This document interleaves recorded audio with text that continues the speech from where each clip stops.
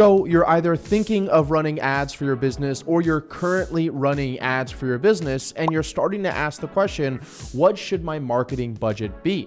What should my cost per booked call be? What should my cost per lead be? What should my cost per acquisition be? How do I know that I'm even profitable when I'm running these ads? Well, in today's video, I want to walk through a very specific worksheet that we use inside of our company and for our clients to determine the exact cost per booked call and cost per acquisition that you should be spending in order to remain hilariously profitable inside your business. Because let's face it, that's the main goal. You don't want to be spending so much on ads that you're just breaking even and you're essentially running a nonprofit. Instead, what we're going to do is we want to factor in the other expenses inside of your business so that we know what our marketing contribution budget should be. Now, I want to be very clear here. This is totally against what everybody else is talking out there. The main words you'll hear are return on advertising spend or return on investment. You'll hear people say stuff like, I have a 2 times return on investment or a 3 times return on advertising spend, essentially meaning that they're putting in $1 into the paid advertising platforms like Facebook, YouTube, Google, LinkedIn, and they're getting back $2, $3, $4 back. And while that is amazing, depending on what industry you're in and the type of business that you run, it's incredibly important that you don't use that number to figure out your marketing budget, but instead you look at the marketing contribution budget number. And that's what I'm going to cover in this video here, because this number takes into account all of the expenses, what is known as costs of goods sold, for delivering that product or service. For example, let's say that you run an advertising agency, and because of the cost of the software you use, the cost of the team members, client success managers, salespeople, the cost of your leadership team, maybe you even have some office space, you have an overhead of $20,000 a month. Well, you need to factor that $20,000 a month into your advertising and marketing budget so that we know how much it really costs you per customer in order to be in business. And once we have that number, then we can work backwards to figure out what our cost per booked call should be and what our cost per acquisition should be. And you can even factor in different profit margins so that you know, hey, if I want to operate at a 30% margin, a 50% margin, maybe even an 80% margin, these are some of the numbers that I need to use. So with that being said, let's dive right into the sheet here. I'm going to caveat this with 2 main things. Number 1, I don't know everything, but I have had the pleasure of working with literally thousands of business owners and having myself spent over $4 million on paid advertising and generated for our own company well over $10 million. I know what some of these numbers are and I know how important this is. And the second caveat is that these are just made up numbers that I threw inside of here. And so I'm going to show you how you can adjust some of these numbers in order to figure out what it is for your business. So on the left-hand side here, you can see we have a few different categories. So the top one is going to be your average payroll for the trailing 90 days. So what's your average monthly payroll for the trailing 90 days? Then you have average software for the trailing 90 days. And then you have average events for the trailing 90 days. Now I put events inside of there because at least in my industry, which is essentially online businesses, I'm starting to see more and more events come up. We have multiple events that we host every year. And so it's important to put these expenses into this budget here, because for some of our programs inside of the program, when they come and work with us and we build out their client acquisition system, they get a ticket to 2 of our annual events, right? So they're getting access to both those events, and that's not free. I have to pay a certain amount for that to happen, right? And then down here, we're going to break down the rest of these in a moment, but I'm going to do this step by step with you. So the first thing we need to figure out is going to be the costs, okay? So what is the cost of our current company? So like I said, these are all monthly. So I just threw in some numbers here to give you something to look at. So let's say over the past 90 days, every month we've had about $100,000 in payroll expenses. So that's including me, that's including everybody else in the company. That's the money that we're paying for contractors and team members in order to maintain the business and service our clients. And then let's say on average, we spend $3,000 a month in software. So I'll be honest, we spend close to $15,000 a month in software, but I'm using a smaller company as an example here. So, and for some of you, you might think $3,000 a month, oh my God, that's so expensive. Obviously, this will vary. So $3,000 a month in software on average the past month, every month for the past 3 months.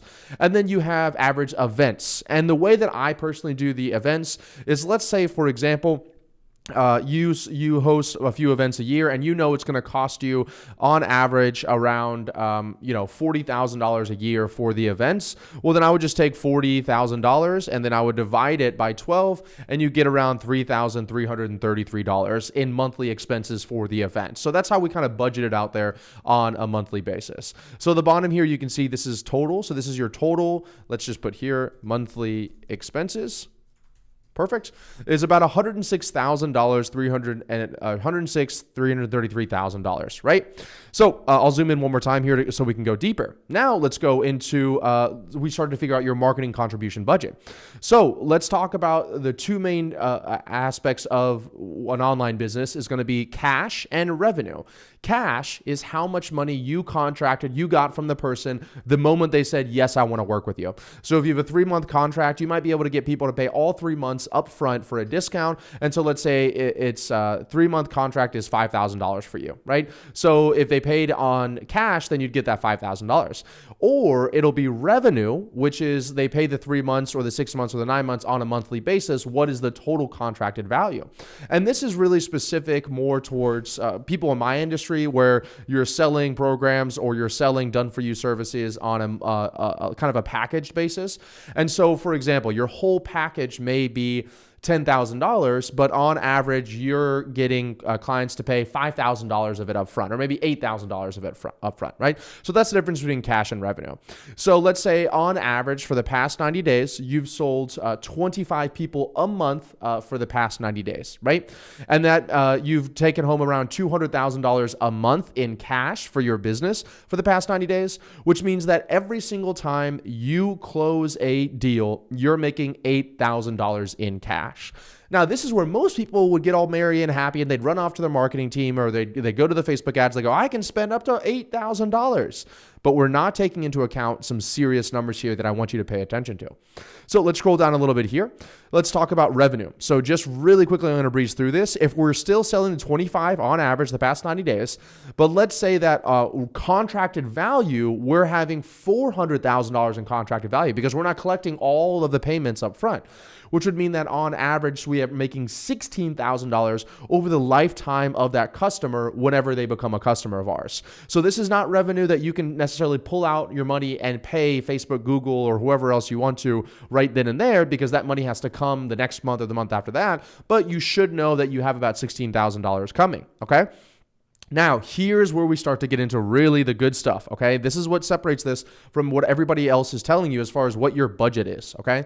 So average cash per unit sold is $8,000 like we discussed previously.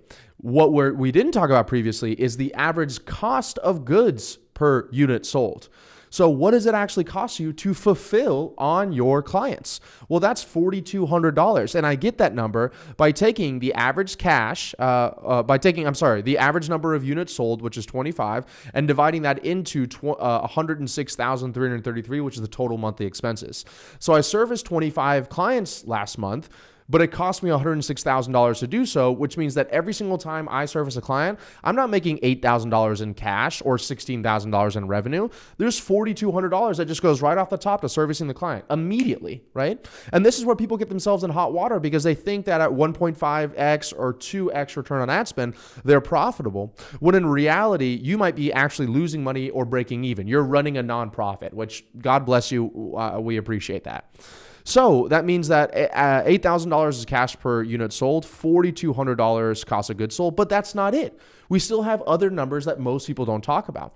What about whenever people go delinquent, if they refund, if they charge back, right? So this happens sometimes in business. It's unfortunate, but it does. And so I put 10% there, which is honestly really high, but I want to give you guys some really conservative numbers because everything that we do that's below this is just extra profit for us. So 10% of cash every single month is lost towards people not making their payments, towards people refunding, people complaining, et cetera, right? So that's $800 for every single person you close, you got to give away, right? And then we're talking about the cash profit margin. So this is what you want to run your business at. So I have a lot of my clients that are running and they're doing $80, $100, $200, $300,000 a month, and they are breaking even every single month. And it's because they're not baking in their cash margin, their profit margin before they go to their marketing team. So let's say for my business, I want to operate at bare minimum 30% cash, or I don't want to operate, right? You should have a floor like this because it makes it easier for you to say like, hey, for me, it's not worth it. If I'm making 5% margins, I don't want to be in this business anymore. Sometimes it's better for you to do that than it is to keep on spending money and money and money just to spend money and make money, right? So at a 30% margin, that means that on every single client, we need to hold aside $2,400 outside of the marketing budget so that I can take that home. So what I'm pretty much saying in this line item here is that, hey, every single time we make $8,000, I want to take home $2,400 pre-tax money. That's what I want. We can do anything we want to with the rest of the money. I want $2,400, right? Which means that we have $546 left to acquire a customer. What? How did we get there? Because we originally said we're making $8,000 every single time we sign a client. And so most people are making that $8,000 number be their cost per acquisition. They're saying, hey, we could spend $6,000, we can spend $5,000, we can spend $4,000. But I'm here to tell you that if you're spending more than $546 to acquire a customer, well, then you are actually going to be in the red, or you'll be running a very slim margin business, okay? And then let's go reverse, right? So this is taking it a step further. And if you guys are getting value out of this video, please do me a quick favor. Comment down below and send this at the end of this to somebody that you know needs this video, okay? So let's talk about the book to close rate. So this is a number that we like to use in our business, and I help our clients use in theirs, which essentially says, hey, for all the calls that are booked on the calendar, how many of them actually turn into closed deals? The reason why this is my favorite number to look at between marketing and sales is because it perfectly bridges marketing and sales. Marketing's main goal is to book appointments on your calendar, and sales' main goal is to close those appointments on your calendar. So if you are on the marketing team and you know that the specific number of people that book on the calendar, they close into a deal, then you can work backwards and figure out what is your cost per booked call budget. So if we were to take our cost per booked call budget out of the monthly, out of the marketing contribution budget of 546, then we can only spend $54.67 in order to profitably acquire a customer on a booked call. So if I'm getting booked calls for $200 or $300, it's not going to work well for inside of here. If I'm getting booked calls for $200, $300, then I might need to increase my book to close ratio, or I need to increase my average cash per unit sold, or I need to lower some of my other numbers here, right? So this is what you should, so now you can take this and you can go to your marketing agency, your advertising agency, your marketing team, if you're running your own ads, and you could say, hey, I'm looking at these numbers here, and this ad set or this ad campaign has a booked call at $78 and this one has one at $38. Well, then even you might be thinking, let's leave the $78 one. Well, in reality, it's outside of our numbers and we don't want to keep that anymore. Same thing with this 546, which is your cost per acquisition. Now, the final thing I'm going to show you is the revenue side of things. So going back to this is going to be for more aggressive companies that are okay spending money they don't necessarily have yet, because they have enough historical data to know that they're going to collect on 90% of this cash or of this contracted value. So average revenue per unit sold is $16,000 like we talked about previously. Same cost of goods per unit sold, which is $4,200. 10% of the revenue we're losing, which is $1,600. 30% margin. So we want to keep $4,800 out of the $16,000 every single time we close a deal, which now means that our marketing contribution budget is $5,300. So I can pay up to $5,300 to acquire a customer. And although I'll technically be in a little bit in the green over here, I will be in the green long term whenever I come into that full $16,000.